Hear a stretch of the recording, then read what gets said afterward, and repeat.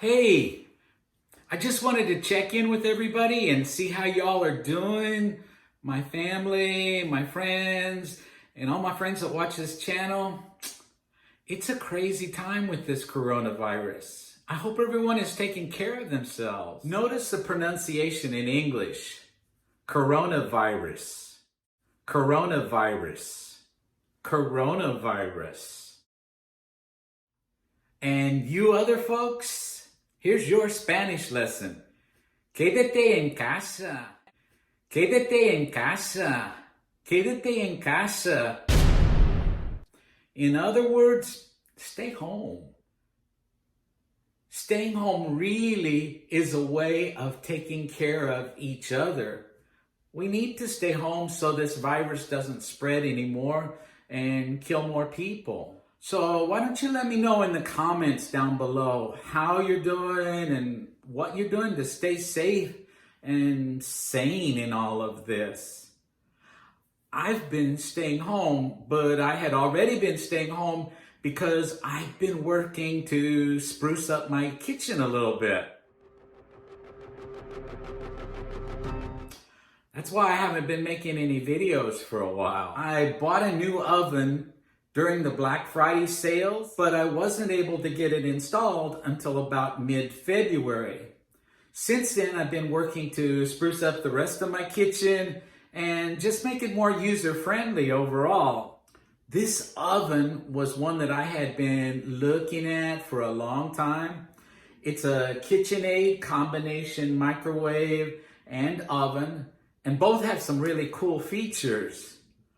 I'll be showing you more of these in some coming videos, but today I'm going to be trying out the proofing feature for the very first time. What this does is help the bread dough rise, and it's supposed to do it more quickly, but we'll see. So you're going to want to stay with me and see how that turns out. I'm going to be using my mom's sweet roll dough to make a loaf of cinnamon bread. And this brings me back to the coronavirus. If you've got kids at home because of this social isolation, this would be a great time to get together and cook something up or bake something. Don't just cook for them. Get them to help and learn. That's one of the ways that we create a sense of family that carries down through the generations. So with that said, let's get to making the cinnamon bread. Now I'll put the recipe down below for you for the whole recipe. And the ingredients are pretty simple. Here they are. We're just going to need some flour, some sugar, water, salt, a potato, some shortening, eggs, and yeast. When we make the filling for the cinnamon roll, we'll need some butter. I'm going to add some pecans. Mom didn't use nuts usually in her cinnamon rolls. I'm going to have some raisins and brown sugar. And that's it for the filling. Oh my God, I almost forgot the cinnamon. I've cubed my potato and I'm going to put it in a pan of boiling water. And I'm just going to salt that a little bit.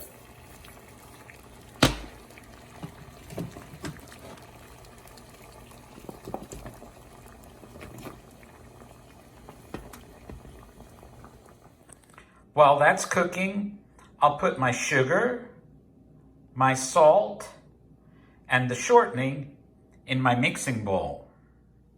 I already have my egg and shortening at room temperature. We won't put the shortening back in the fridge yet because we'll need it to grease the loaf pan and perhaps the bowl before we proof it. While the potatoes are cooking, I've measured and sifted my flour into a bowl so that it's ready to use.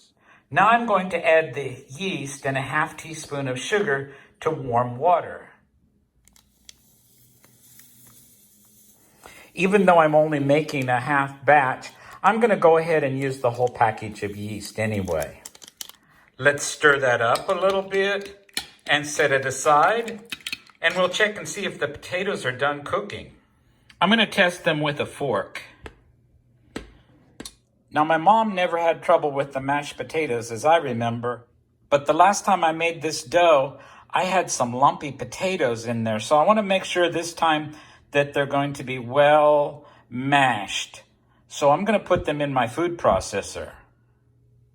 And it didn't take much, but they look nice and creamy.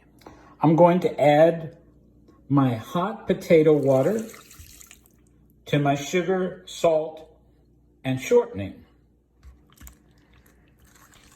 Next, the mashed potatoes. I'm going to beat that together here with my spatula. We want to get it mixed together, but we also need to let it cool down because we'll soon be adding some eggs and we don't want the eggs to curdle. Now I'm going to beat the egg and I'm just going to use a fork to do that.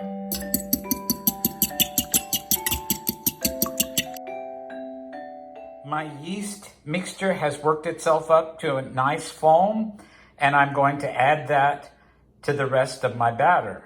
For a small batch like this, you could mix this all with your hand mixer. I'm going to add 1 cup of my flour to this mixture, and we'll stir that all up and get that worked together. We'll add in the beaten eggs and mix them all together to get them incorporated into the rest of the batter. Once we have the eggs all incorporated, we'll start adding in the flour cup by cup. We're going to end up with a sticky dough. It's not going to be a really dense dough like you might have for some breads.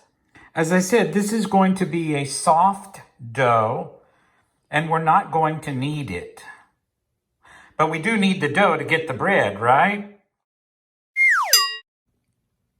So I'm going to grease a new dish that's oven safe, and then I'll put the dough in that dish to proof. The directions also say to cover the dough with some greased plastic wrap. So I'll do that when I get everything into the dish. I've got the dough covered and ready to proof. The oven instructions say to put the rack at the second level.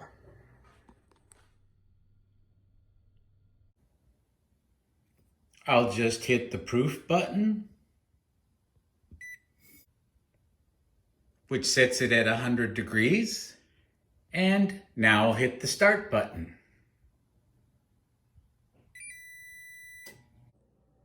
In the meantime, I'm going to grease up my loaf pan.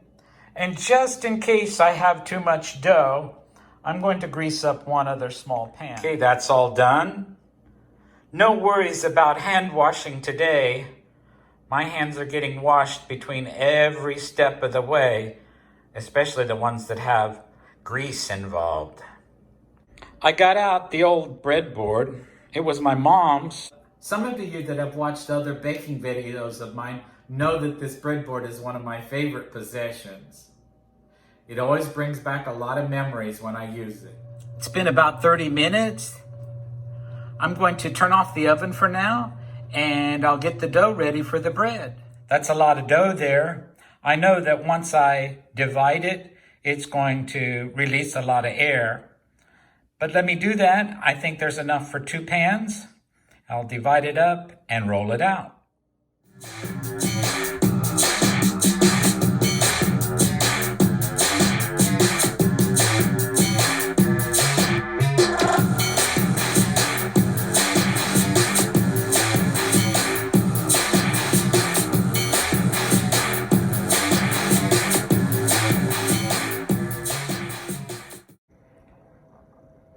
Both pans proofing in the oven.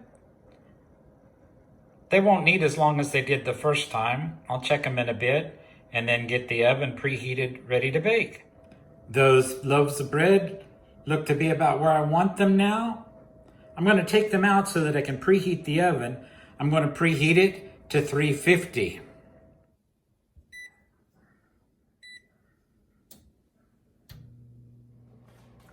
Okay, our oven's come up to temp and I'm gonna pop those loaves of bread in.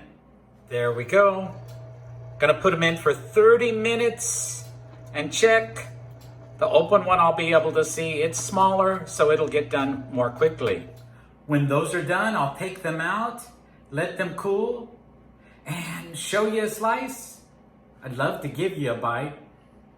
But while we're here, I want to thank you for stopping by and watching my video. And do take care of yourselves. This coronavirus thing is something we've never faced, but we have to do it together. And so, if you're here for the first time, I hope you'll come back. Not all my videos are cooking videos, but if you'd like to subscribe to my channel, you can do that down below. Make sure you hit the bell so that you'll get notification when I put out a new video. And also, give it a like just for fun, all right? Thank you, and in a minute, I'll show you the bread. So the cinnamon bread is all nice and cooled down now. So I'm gonna cut off a slice and see how it tastes. Nice cinnamon raisin nuts lying in the middle. It'll be just right with some coffee in the morning.